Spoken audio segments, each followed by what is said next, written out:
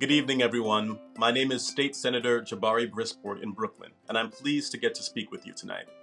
And I'm especially privileged to be here to present this honor to Bed-Stuy Strong, a group that has had tremendous impact while strengthening community connections and meeting the needs of so many residents of our district right here in Bed-Stuy.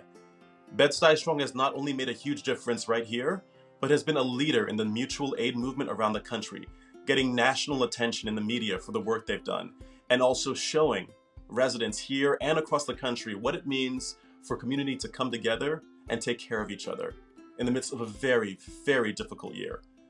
You know, during last year's uprising over George Floyd and the Black Lives Matter protest, a common phrase was shouted in the streets, which is that we keep us safe. And so to Bed-Stuy Strong, I'd like to say thank you for keeping us safe right here in Bed-Stuy. You are a beautiful example of in our backyards values, of neighbors caring for each other, and residents being the experts on what their neighbors need the most. So I'm grateful for the work Bed-Stuy Strong has done to support neighbors and supporting each other, and I'm pleased to present Bed-Stuy Strong with this award from ioby tonight. Hi everyone, I'm Sarah, and in March of 2020, I helped found Bed-Stuy Strong, an online community and mutual aid network, which is to say a group of neighbors in central Brooklyn looking to support each other with the needs that we all have to survive. We're not a nonprofit or a government agency or a food pantry, but a network of people committed to each other.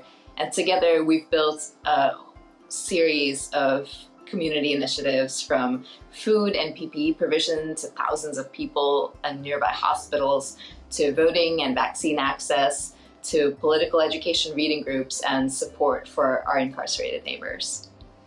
Hi, I'm Hadass. In the past year, I served as an organizer with Bed-Stuy Strong, managing our community fund. To date, we've raised and redistributed almost $1.2 million, largely through ioby, back into the areas of the community that needed these resources the most. The donations were almost exclusively small dollar, with the average donation amount being $68. Hi, I'm Hannah. I'm one of the organizers who designed and managed Bed-Stuy Strong's food security operation. That project sought to support our neighbors experiencing challenges accessing food during the COVID-19 crisis with a week's worth of groceries delivered to their door. The grassroots person-to-person operation attempted to address only a small fraction of the skyrocketing community need around hunger that we observed during that period. But between March 2020 and June 2021, in partnership with Brooklyn Packers, a Black-owned workers co-op, we delivered a week's worth of groceries to over 28,000 people in central Brooklyn. For many neighbors, it created new bonds and relationships, as well as the space to question systems that create scarcity around the things that we all need to survive, like food and shelter. On behalf of the vast and wide collective that is Bed-Stuy Strong, that represents so many thousands of people beyond us, we want to say thank you. We want to say we so appreciate receiving this recognition from ioby. I also want to say that ioby's coaching and support, fiscal sponsorship, and their ability to provide ability and flexibility to provide regular, frequent disbursements of donations and cash was foundational to really everything we did, and foundational to our ability to facilitate neighbors supporting each other, providing each other with basic support and resources all the way back to the spring of 2020. We want to say thank you. We're so grateful. Thank you. Thank you. Hello, my name is Fred Blackwell, and I'm the CEO of the San Francisco Foundation. It is truly a pleasure and honor to present this award to my friend and colleague, Retha Robinson. There are many things that we do at the foundation, but there are few that make us more proud than our work with the Koshland program.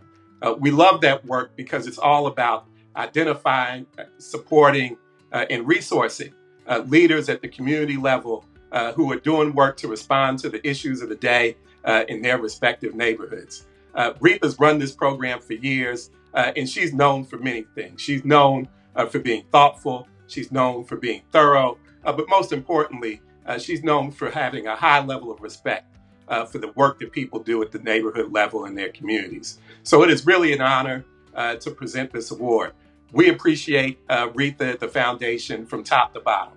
from the staff at the foundation to the board of trustees. And it's really great to see her being recognized and appreciated by ioby. And it's really important, I think, to recognize ioby because many of the things that they do in terms of supporting community leaders at a national level of scale dovetail really nicely with what we do locally. So congratulations, Retha.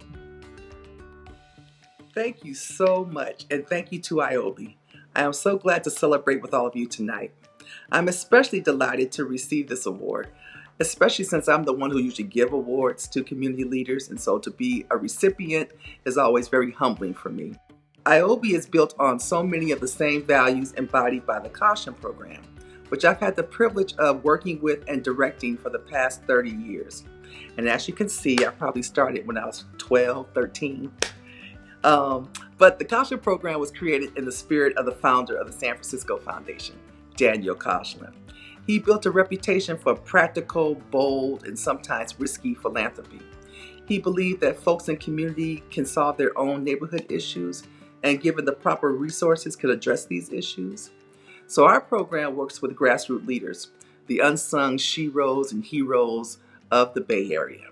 And over 5 years, we work with them to re-grant dollars back into the neighborhood that promote community building, provide personal and professional development, and capacity building training opportunities.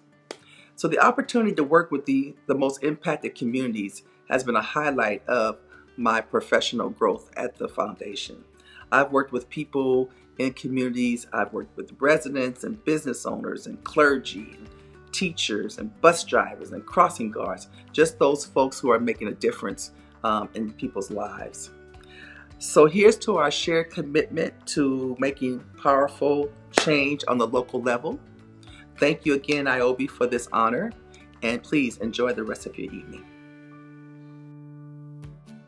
Good evening. I'm Toni Griffin, founder of the design practice Urban American City, professor in practice at Harvard's Graduate School of Design, and director of the Just City Lab. And I am really thrilled, and it's quite an honor to present the next award to BlackSpace Urbanist Collective. BlackSpace, founded in 2016-17, I think, is exactly what we need at this moment. In fact, they were already thinking about their progressive agenda before this moment arrived. BlackSpace empowers Black designers. It creates platforms for imagining Black futures for Black spaces. And I think also what they're doing, which isn't really talked about a lot, is disrupting the praxis of design, of architecture, of planning, and really forging a new pathway for how design can really be impactful towards creating more just cities. And they do this through the practice of collaboration, already forming several chapters around the country. This organization is setting a different table, centering Black issues, Black people, and actually allowing community expertise and voice to be recognized and centered as legitimate operator and informant in the creation of space. I had the privilege of meeting this group at the 2017 Black in Design Conference at Harvard's Graduate School of Design, where they announced the formation of BlackSpace, informed and inspired by their participation at the first Black in Design Conference at the GSD. So it's really quite an honor to be standing here now 5 years later, giving them this extraordinary recognition and award. It's now my honor to introduce the co-managing directors of BlackSpace, Emma Osori and Kenyatta McLean. Thank you for those words, and thank you so much to ioby for this honor. We've enjoyed working with ioby over the last many years, especially because ioby aligns with our values. They understand the importance of prioritizing racial justice in placemaking and placekeeping. And also because ioby makes the challenging and necessary task of fundraising both powerful and much easier for emergent organizations like ours. ioby's coaching and fiscal sponsorship was critical in extending our capacity to rally our growing community, as well as build seed resources as we transitioned from a volunteer organization into the newest nonprofit on the block. BlackSpace is an urbanist collective that started after the 2015 Black in Design Conference at Harvard's Graduate School of Design. We began as creatively stifled Black urbanists, meaning urban planners, designers, architects, and activists whose ambitious and creative mission is now to bridge gaps between people, place, and power to realize racial justice with Black communities. We facilitate opportunities for Black urbanists to co-create social and spatial change and get imaginative in partnership with Black communities through public design, workshops, and community building. In the last year, we have been able to raise over $300,000. We received our nonprofit status and are able to staff our 2 new public design projects in Brownsville and Red Hook with Black urbanists. As we look back at the last 18 months, Black and marginalized communities were and continue to be disproportionately impacted by the devastation and lack of care due to issues like climate change, police violence, or a growing wealth gap. We also saw a portal open to neighbors caring a little bit more about each other. We saw our governments quickly distribute resources to people run over by systems, and cities and organizations doing more work to center Black and marginalized people in civic life.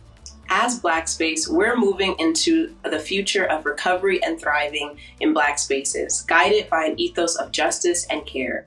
ioby has been a fantastic partner in ensuring that in addition to capacity and financial resources, there is care. Thank you so much for this honor and platform to ensure that Black people, Black spaces, and Black culture matter and thrive in the built environment. I'm so delighted to be here tonight to present this honor to Angela Glover Blackwell on behalf of ioby for her work to advance racial and economic equity. As a member of ioby's board of directors, what I have found particularly powerful is ioby's focus on supporting leaders at the local level where real, lasting change happens. Angela Glover Blackwell shares this value around what it takes to build equitable communities and the kind of support for the expertise of residents that's required to create just communities. I first met Angela when she was a vice president at the Rockefeller Foundation, but really got to know her leadership, her eloquence, her persistence, and her generosity at PolicyLink, a research and advocacy organization focused on economic and social equity for communities of color that she founded and then led for 20 years. PolicyLink has been a force for justice and for the dismantling of structural racism every day of its existence. Angela made PolicyLink an essential partner for any organization looking to make big changes in public program, policy, or practice, where those organizations also aspire to improve the lives of our most vulnerable.